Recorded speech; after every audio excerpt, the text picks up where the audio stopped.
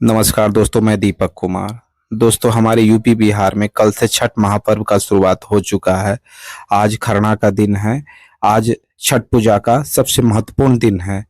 जैसे कि आपको पता होगा कि छठ पूजा में अक्सर शारदा सिन्हा की गाने सुने जाते हैं और उनके गाने से ही छठ पूजा अत्यधिक सुहावन लगता है।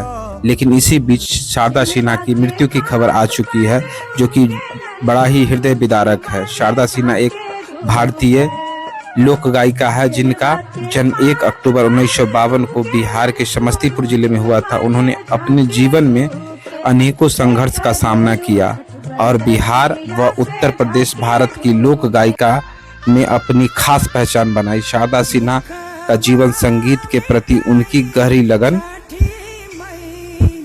और साधना और उनकी मेहनत एक अनुपम उदाहरण है। प्रारंभिक जीवन और संगीत की शिक्षा शारदा सिन्हा जन्म एक साधारण परिवार में हुआ था। उनकी संगीत में रुचि बचपन से ही थी।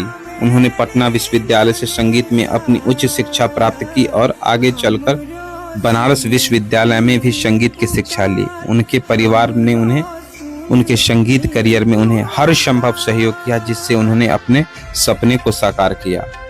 शारदा सिन्हा का करियर शुरुआती दौर में कठिनाइयों से भरा रहा। बिहार की मिट्टी से जुड़े होने के बावजूद उन्हें अपनी पहचान बनाने के लिए बहुत संघर्ष करना पड़ा। भोजपुरी और मैथिली जैसी भाषाओं में लोकगीत गाना उस समय चुनौतीपूर्ण था, क्योंकि इसे सीमित दर्शकों द्वारा ही सुना जाता था। मगर उन्होंने हार नहीं मानी और धीरे धीरे अपनी आवाज और शैली से श्रोताओं का दिल जीत लिया।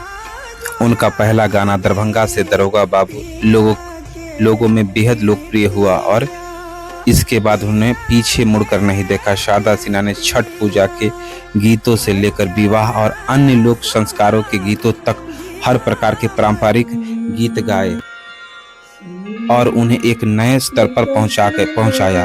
उनके गाए छठ गीत जैसे केलवा के पात पर और हो दीनानाथ आज भी बेहद लोकप्रिय है, जो हम लोग अभी भी बचपन से सुनते आ रहे हैं। और ऐसा लगता है कि छठ पूजा आ गया उनके गानों से। जब मैं प्रारंभिक समय में प्राथमिक विद्यालय कोलकाता में पढ़ता था, तो उस समय जब छठ पूजा आता था तो गीत सुनता था तो घर जाने का मन करता था। उसके बाद हम लोग गीत सुनने के बाद गांव की याद आती थी। उनके गीत बेहद ही मनमोहक थे, जिसमें कि हमारे ग्रामीण जीवन और बिहार की संस्कृति झलकती थी, जिससे कि बाहर रहने वाले जो भी देश प्रदेश रहने वाले बिहार यूपी के लोग उनके गानों से अपने गाँव को देखते थे। शारदा सिन्हा ने अपने जीवन में कई प्रतिष्ठित पुरस्कार प्राप्त किए।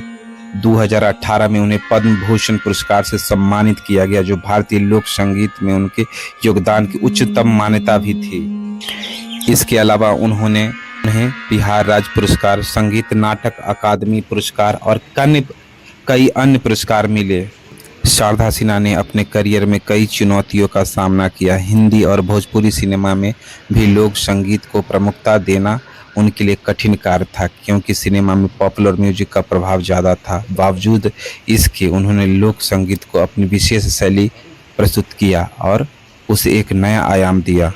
शारदा सिन्हा ने यह साबित किया कि पारंपरिक और लोक संगीत भी एक अपनी जगह है। शारदा सिन्हा ने यह साबित किया कि पारंपरिक और लोक संगीत भी अपनी जगह है, जिसे लोग दिल से सुनते हैं और पसंद करते हैं।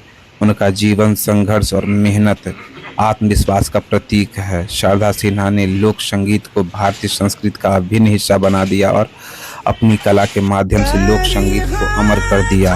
उनके गीत आज भी लोगों के दिलों में बसे हुए हैं और वह भारतीय लोक संगीत की अमूल्य धरोहर है। आज खासकर बिहार और यूपी में एक नए अध्याय का समापन हो गया, जो कि हमारे लोक गीतों को आगे ले जाने का कार्य कर रहे थे शारदा सिन्हा।